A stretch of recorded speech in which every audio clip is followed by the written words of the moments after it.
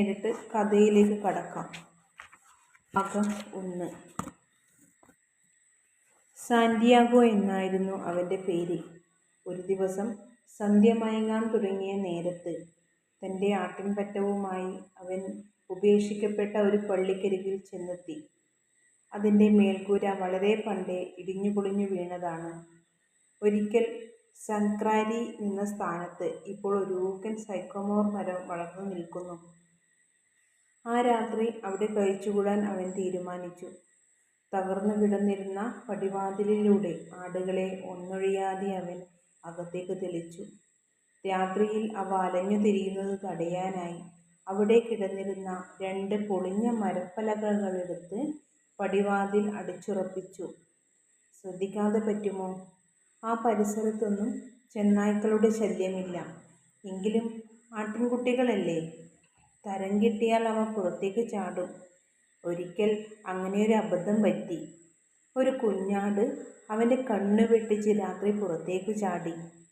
പിറ്റേന്ന് മുഴുവൻ സമയവും അവന് തെണ്ടിത്തിരിയേണ്ടി വന്നു, അതിനെ കണ്ടുപിടിച്ച് വീട്ടിലും കൂട്ടിലെത്തിക്കാൻ വേണ്ടിയിട്ട്. ഇട്ടിരുന്ന കോട്ടൂരി അതുകൊണ്ട് തന്നെ നിലത്തെ പൊടിയൊന്നടിച്ചു മാറ്റി അവൻ കിടക്കാൻ വട്ടം കൂട്ടി. വായിക്കാൻ കയ്യിൽ കരുതിയിരുന്ന പുസ്തകമെടുത്ത് തലയിണയായി വെച്ചു. അടുത്ത തവണ കുറച്ചുകൂടി കനമുള്ള പുസ്തകം തിരഞ്ഞെടുക്കണം, അവൻ തന്നെത്താൻ പറഞ്ഞു. വായിക്കാൻ കൂടുതൽ പേജുകൾ, തലചായ്ക്കാൻ കൂടുതൽ കനമുള്ള തലയിണ. അവൻ ഊറിച്ചിരിച്ചു. ഉറക്കമുണർന്നപ്പോൾ ആദ്യം മാനത്തേക്കാണവൻ നോക്കിയത്. ഇരുട്ടകന്നിട്ടില്ല. പള്ളിയുടെ പാതി പൊളിഞ്ഞ മേൽക്കൂരയിലൂടെ ആകാശത്തങ്ങിങ്ങും ചില നക്ഷത്രങ്ങൾ കാണാം. കുറച്ചുനേരം കൂടി ഉറങ്ങാമായിരുന്നുവെന്ന് അവന് തോന്നി. ആ സ്വപ്നമാണ് പെട്ടെന്ന് തന്നെ ഉണർത്തിയത്. കഴിഞ്ഞയാഴ്ചയും കണ്ടു ഇതേ സ്വപ്നം. അന്നും ഇതുപോലെ തന്നെ. മുഴുവൻ കാണും മുമ്പേ ഞെട്ടി ഉണർന്നു. ആടുമേയ്ക്കുന്ന അഗ്രം വളഞ്ഞ വടി കയ്യിലേന്തി അവൻ എഴുന്നേറ്റു. ഉറങ്ങിക്കിടന്ന ആട്ടിൻകൂട്ടത്തെ മെല്ലെ തട്ടിയുണർത്താൻ തുടങ്ങി. പക്ഷേ അവൻ എഴുന്നേറ്റയുടൻ തന്നെ അവ മുക്കാലും അനങ്ങാൻ തുടങ്ങിയത് അവൻ ശ്രദ്ധിച്ചിരുന്നു. ഏതോ ഒരു നിഗൂഢ ശക്തി അവൻ്റെ ജീവിതത്തെ ആടുകളുമായി ബന്ധിച്ചു നിർത്തിയിരിക്കുന്നത് പോലെയായിരുന്നു അത്. കഴിഞ്ഞ 2 വർഷമായി തീറ്റയും വെള്ളവും തേടി നാട് മുഴുവൻ അവറ്റെയും തിരച്ചുകൊണ്ട് നടക്കുകയായിരുന്നല്ലോ. എൻ്റെ പതിവുകൾ ഇവ എത്ര കൃത്യമായി ധരിച്ചു വെച്ചിരിക്കുന്നു, അവൻ സ്വയം മന്ത്രിച്ചു. ഒരു നിമിഷം അതിനെക്കുറിച്ച് ചിന്തിച്ചപ്പോൾ അത് മറിച്ചാവാമെന്നും അവന് തോന്നി. ഒരുപക്ഷെ അവനാവാം അവയുടെ മട്ടും മാധുര്യവുമായി പൊരുത്തപ്പെട്ടിട്ടുള്ളത്.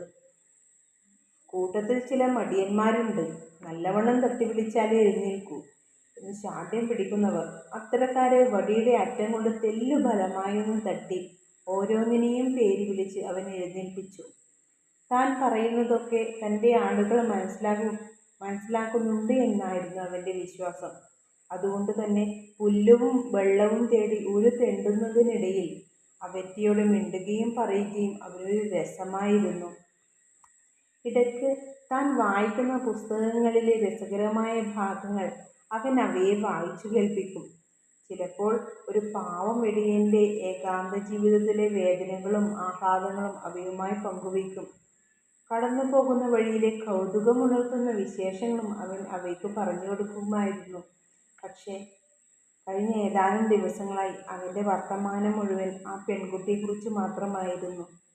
ഇനി 4 ദിവസത്തെ വഴി, പിന്നെ അവളുടെ ഗ്രാമമായി. ഒരു പലചരക്ക് കച്ചവടക്കാരനായിരുന്നു അവളുടെ അച്ഛൻ. കഴിഞ്ഞ 1 വർഷം മാത്രമേ അവൻ അവിടെ പോയിട്ടുള്ളൂ. ഒരു ചങ്ങാതിയുടെ നിർദ്ദേശപ്രകാരം അവൻ തൻ്റെ ആട്ടിൻപറ്റത്തെ അവിടെ കൊണ്ടു ചെന്നു. അവയുടെ രോമമെല്ലാം വിലയ്ക്കെടുക്കാൻ അയാൾ തയ്യാറായിരുന്നു. പക്ഷേ രോമം വെട്ടുന്നത് സ്വന്തം കൺമുമ്പിൽ തന്നെ വേണമെന്ന് അയാൾ നിർബന്ധം പിടിച്ചു.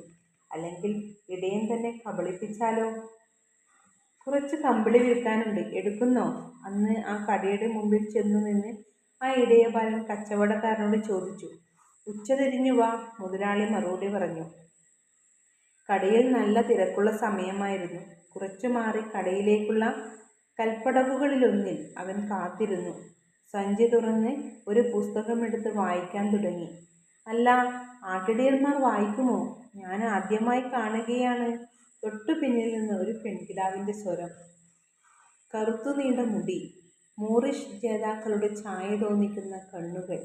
തനി ആൻഡലൂസിയക്കാരി. സാധാരണയായി ഞാൻ അധികവും പഠിക്കുന്നത് എൻ്റെ ആട്ടിൻപറ്റത്തിൽ നിന്നാണ്, പുസ്തകങ്ങളിൽ നിന്നല്ല, അവൻ മറുപടി പറഞ്ഞു. അങ്ങനെ തുടങ്ങിയ സംഭാഷണം ഏതാണ്ട് 2 മണിക്കൂറോളം നീണ്ടുപോയി. അതിനിടയിൽ അവൻ പറഞ്ഞു, ആ കടയുടമസ്ഥനാണ് അവളുടെ അച്ഛൻ എന്ന്. പിന്നെയും ഒരുപാട് വർത്തമാനം അവൾ പറഞ്ഞു. നാട്ടിൻപുറത്തെ വിരസമായ ദിവസങ്ങൾ പ്രത്യേകിച്ചൊന്നും സംഭവിക്കാതെ ഇഴഞ്ഞു നീങ്ങുന്നു. അവനും ധാരാളം പറയാനുണ്ടായിരുന്നു. ഉൾനാടുകളിലെ വർത്തമാനങ്ങൾ, താൻ തങ്ങിയ മറ്റു പട്ടണങ്ങളിലെ വിശേഷങ്ങൾ. അങ്ങനെ അവളുമായി വർത്തമാനം പറഞ്ഞിരിക്കാൻ അവന് നല്ല രസം തോന്നി. തൻ്റെ ആട്ടിൻപറ്റങ്ങളുമായി സൊള്ളുന്നതിൽ നിന്നും തികച്ചും വ്യത്യസ്തം. അപ്പോൾ നിങ്ങളെങ്ങനെയാണ് വായിക്കാൻ പഠിച്ചത്? അവളുടെ ചോദ്യം. സാധാരണ എല്ലാവരും പഠിക്കുന്നത് പോലെ തന്നെ, സ്കൂളിൽ പോയി. അവൻ ഉത്തരം. അത്രയ്ക്കൊക്കെ പഠിപ്പുണ്ടെങ്കിൽ പിന്നെ നിങ്ങൾ വെറുമൊരു ആട്ടിടയനായത് എന്തിനാ? ആ ചോദ്യത്തിന് വ്യക്തമായൊരു മറുപടി പറയാൻ എന്തുകൊണ്ടോ അവൻ മടിച്ചു. പറഞ്ഞു കൊടുത്താൽ തന്നെ അത് അവൾക്ക് മനസ്സിലാവില്ലെന്ന് അവന് ഉറപ്പായിരുന്നു. അതുകൊണ്ട് ഉരുണ്ടു പിരണ്ട് എന്തോ പറഞ്ഞ് അവൻ ഒഴിഞ്ഞുമാറി. അവളുടെ ശ്രദ്ധ തിരിക്കാനായി തൻ്റെ നീണ്ട യാത്രകളെക്കുറിച്ച് അവൻ പറയാൻ തുടങ്ങി. വഴിയിലെ കൗതുകങ്ങൾ, അസാധാരണമായ അനുഭവങ്ങൾ. തികഞ്ഞ ശ്രദ്ധയോടെ അവളതൊക്കെ മൂളിക്കേട്ടു. ആ വിടർന്ന കറുത്ത കണ്ണുകളിൽ ഭയവും വിസ്മയവും മാറി മാറി തെളിഞ്ഞു. അതിനിടയിൽ എപ്പോഴോ അവൻ്റെ മനസ്സ് സ്വയമറിയാതെ തുടിക്കാൻ തുടങ്ങി.